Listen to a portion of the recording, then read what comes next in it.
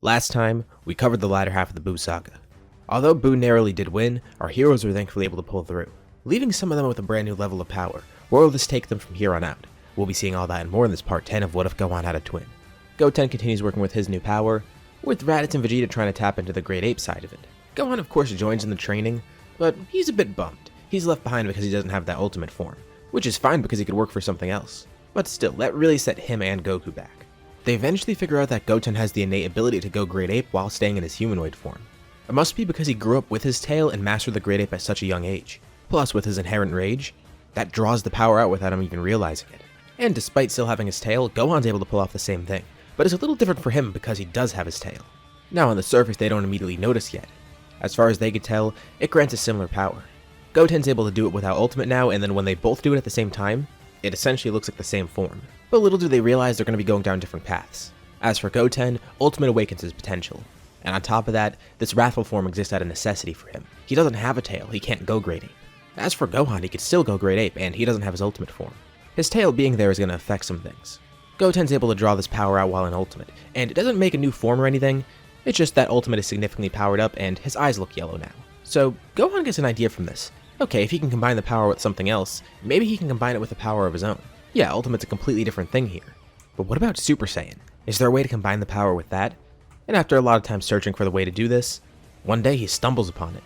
He actually finds out how to do this. Although it awakens a strange new power for him, inadvertently awakening some of his own potential too. This form is also completely unheard of for everybody. Well, we know what it is. But this is the first time everyone else sees it. Raditz and Vegeta are completely astounded. They're speechless. This form, it's so primal. It's so Saiyan-like. Raditz thinks it's awesome. This is definitely a great display of his Saiyan pride. And Goku? Well, he's glad Gohan was able to unlock something of his own, especially something that powerful. Goku wonders if he could ever do it, but he never got mastery over Great Ape, so it would be kind of tough for him. Maybe he could, but it's a completely different scenario for Gohan. And as far as they know, this might be completely unique to him due to him having the tail. Goku actually has discovered something of his own, but it's not really too much of use yet. He has tapped into Super Saiyan 3. And he's kind of working on that, but doesn't know what he could do with it. He was hoping Gohan might have been able to do something with it, but now he has this form. So, naturally that form is going to be called Super Saiyan 4, even though it's kind of a different route of power. But it fits their naming scheme so far, and that's what it is. It's Super Saiyan 4. A couple years pass now. We're past the point in the series where the original Battle of Gods happened. By now, Gohan and Videl are together, and they've had Pan. As for Goten, he and Erasa got married too. Both got married around the same time and celebrated together. I don't have a design for a kid between the two of them because let's be honest, by the time the story ends, the kid's not really going to have too much relevance unless we went into GT. Although if we did go into GT, maybe we will see something. I also don't like including OCs for no reason, especially like this where the character's not even going to do anything that's relevant to the story, but I think it's worth mentioning that they have a kid, and we'll say they have a son named Gomen. And that name didn't come out of nowhere, this was actually something that was suggested in Dragon Ball Super, with Chi-Chi being the one mentioning it. Obviously it goes along with the name puns of Goku, Gohan, and Goten. It literally is just Goten with one letter changed. And it also originates from the word noodles, so it's an easy name to include, it fits the naming scheme really well, and this name does have an official origin, because it was a name suggested by Chi-Chi for Gohan and Videl, before everyone knew they were having a girl and not a boy. So I think it's a pretty fitting name. Over this time too, Goku has tried to get to Beerus' planet. Same for Vegeta and Raditz. Now for a while, Piccolo was the only one there, because Beerus was only really interested in him. But Beerus does return to Earth occasionally because of all the food there. And Piccolo does because he is Guardian after all. He tries to convince Beerus to let them come to his planet, but Beerus doesn't let them. But Piccolo might have one idea. He wonders if maybe there's some sort of ancient power the Saiyans can unlock. He remembers studying part of the Namekian Book of Legends. This not only had legends for Namekians, but pretty much every species in Universe 7. So what if there's legends about Saiyans, not just Super Saiyan, something beyond that? It's kind of a long shot, but he's hoping that there's something in this book that'll let them attain a power that'll impress Beerus. He doubts it's gonna work, but he goes to Namek one day and looks through the book. And big shocker, there actually is something there. And it sounds exactly like something that Beerus would want. Piccolo goes back to Beerus and tells him about this, and Beerus immediately perks up, telling everyone they're going to Earth right now. Although there is a bit of an issue. There's a ritual for this power, which they don't really know how to feel about, especially Raditz and Vegeta who already got their power unlocked by Ultimate. But they're going to need to get the form somehow, so someone's going to need to do the ritual. And you know, as much as Goku doesn't like it either, he's going to be the one to do it because at least this lets him catch up to everyone else. Besides, this evens the playing field after all. All of them had a ritual done on them besides Gohan. Goku unfortunately has some sort of disadvantage right now. And hopefully this evens everything out. Little does he know though, this is going to be completely overpowered. He gets the Super Saiyan God form and it is amazing. Beerus is pretty impressed with it too. It's actually around where Piccolo currently is, because by now, Piccolo does have Godly Ki. Thankfully, this is basically a ticket to Beerus' planet for Goku. Although for Raditz and Vegeta, they're going to be left kind of behind, which is good because they don't have to use the ritual to get the power, but at the same time they're going to have to actually work for it now and prove that they can get it, which they don't know if they can. After a lot of pestering, eventually they all end up on Beerus' planet with Piccolo. What about Gohan and Goten? Are they going to try and get the Super Saiyan God form? Well, not really. The two of them might not need it actually, especially if it's going to take all that time to work on it. Yeah, they could get the ritual done on them, but they already have their own different powers that they're working with and towards. The two of them have more potential than the pure Saiyans, so by default they are advantaged in that regard. Plus, it's better to work on their current forms instead of juggling new ones, because that way they're not going to master anything. They can grow in their own way. The two train a lot with each other, and with Android 16. With all his upgrades, he's the perfect training partner after all. Plus, they do work with Trunks occasionally, mainly teaching him rather than the other way around. One day they're with Android 16, and he notes something strange. The Dragon Balls are moving. Wait, what? How does he even know about that? Not the fact that he knows about the Dragon Balls, but the fact that he knows they're moving. Oh yeah, 16 has a Dragon Ball radar installed within him. And the only reason this is questionable for him is because he could also track a power far away on the other side of Earth. And not long after, they hear Piccolo talking in their heads. At least Gohan and Goten do, because he can't talk to a mechanical being like that. But they tell 16 what he said. Piccolo says that someone's going after the Dragon Balls, and it appears to be the Frieza Force. They've been spying on Earth for a while, trying to figure out some way to strike back, and they learn of the Dragon Balls. Although, it looks like they're not really going to get far. Gohan, Goten, and 16 track them down, and stop them before they could use the Dragon Balls. They're not sure what they were going to use the Dragon Balls for, but they can kind of assume. Probably to revive Frieza, which isn't going to happen here. Frieza stays stuck in hell, continuing to maul over being dead. This eventually leads us into the Universe X tournament. The team here is a pretty simple one to make. Actually, they have too many people. By default, Beerus says that Piccolo's going to be on the team. Same goes for Goku. The two of them are stronger thanks to a jump start in godly training. Next, it'll be Vegeta and Raditz because by now, they do have access to godly powers too. As for the fifth fighter, well, it could really be anyone. Despite Goten having ultimate, Gohan's also growing at a considerable rate, especially with his brand new form, which seems to have its own potential unlocking abilities. Not to the level of ultimate, but enough to make a difference. The three pure Saiyans actually go in the room of Spirit and Time beforehand just to get ready. And as for Gohan and Goten, the two of them do rock, paper, scissors to decide who goes to the tournament. Gohan's the one who ends up on the team. Although, it doesn't really matter because the tournament's kind of a wash. Vegeta's actually the one to go up first. He eliminates Matamo, then Frost, then Vegeta, then Kappa. Although Kappa does learn Super Saiyan from him. He just wiped out 4 members of their team and he's still going. And he hasn't even shown off his full power yet. Versus Hit though he does, showing off the brand new form, Super Saiyan Blue. This isn't exclusive to him. Raditz and Kakarot have it too, he says. But it should be enough to defeat Hit. But it's not. They learn of Hit's time skip abilities, and Vegeta does put up a good fight, but he doesn't end up winning. The next one up is Piccolo. Obviously the others were watching and they did figure out some of Hit's moves, with Goku and Piccolo especially paying attention. Part of Goku hopes that Piccolo ends up losing so he can go up next, but also he does want Piccolo to win and wants to see what Piccolo's made of.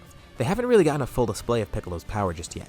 Like, yeah, they fought each other, but this is the first time Piccolo's in a real battle against someone else where there are stakes. This isn't a sparring match. They all know the extent of Piccolo's power, and this is going to be a good test for everybody else to see. And Hit could tell just from Piccolo stepping in the ring that he's pretty powerful, someone to not mess with. You see, Piccolo's got a nice advantage over everybody. He had his potential awakened in the Buu Saga. He was the first one to go to Beerus' planet and access Godly Ki. No one on Earth has really seen it, but Piccolo has grown significantly. Plus, after going to Namek last time to learn of the Super Saiyan God, he looked a little bit more into different aspects about himself that he could learn. Not just trying to practice more with magic, but figuring out ways to unlock his power even further. Mori mentioned this a while ago too. He had a lot of dormant power locked away. Unfortunately, he couldn't find some sort of godly Namekian form. At least, not one that was marked down in the book. But that didn't stop him. You see, there was no legendary Namekian god that he found. At least, not just yet. Maybe that's exactly what he is, but that's not what he calls this form. Immediately against Hit, it transforms into his new strongest power. His appearance completely changes, and they expect some really cool name for it, but Piccolo just refers to it as his orange form.